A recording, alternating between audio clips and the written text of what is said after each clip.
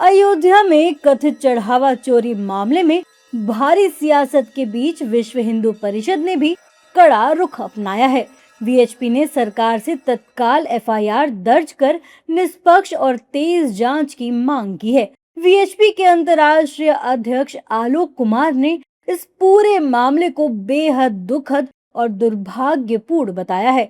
आलोक कुमार का कहना है कि राम मंदिर में चढ़ावा चोरी होना हिंदू समाज की आस्था पर आघात है। इसके साथ ही वीएचपी ने सरकार से 4 प्रमुख मांगे की हैं। पहला, तुरंत एफआईआर दर्ज की जाए। दूसरा, जांच प्रक्रिया को तेज किया जाए। तीसरा, फास्ट ट्रैक कोर्ट में मामला जाना चाहिए। चौथा, दोषियों को सजा मिलनी चाहिए। ये सारा मामला दुखद है, दुर्भाग्यपूर्ण है। राम जी के मंदिर के चढ़ावे में से कुछ भी पैसा डाइवर्ट होना हिंदू समाज के आस्था पर धक्का लगा है। एसआईटी बनी, ऐसा बताया गया कि एसआईटी की प्रिलिमिनरी रिपोर्ट में कुछ लोगों की पहचान की गई है कि जिन्होंने वहाँ से पैसा एम्बेजल किया है। इसलिए मैंने कहा कि अब और प्रतीक्षा करने की जरूरत नहीं है, तुरंत एफआईआर होना चाहिए और मैं विश्वास करता हूं कि एफआईआर जल्दी होगी। हम चाहेंगे कि पुलिस जांच करे, बड़े अफसर जांच करें, जो एक्सपर्ट सपोर्ट चाहिए वो एक्सपर्ट सपोर्ट उनको दी जाए और जांच को तुरंत पूरा करके चालान फाइल हो।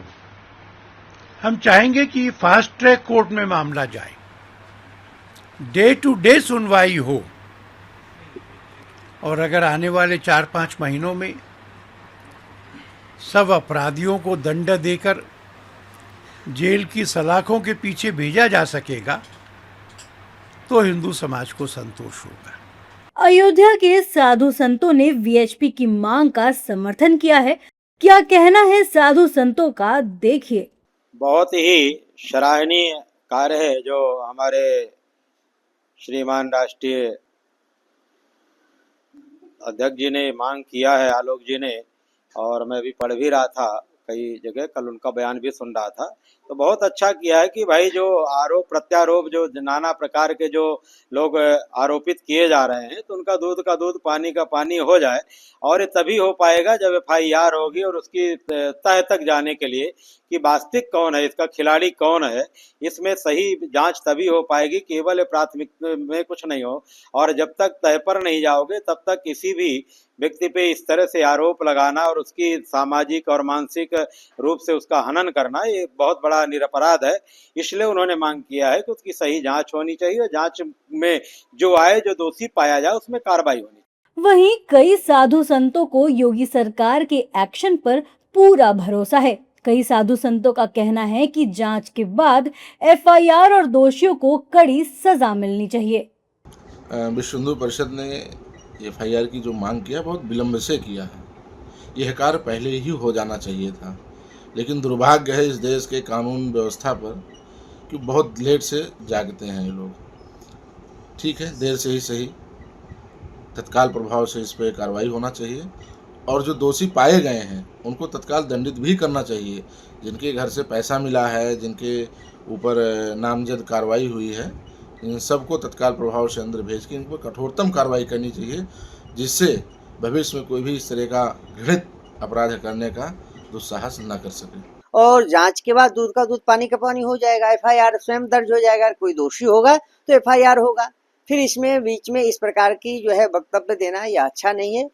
जो एसआईटी टीम की रिपोर्ट के अनुकूलता होगी, उस अनुकूलता एफआईआर दर्ज सरकार कराएगी और सभी जेल जाएंगे। जो भी दोषी होंगे बख्शे नहीं जाएंगे।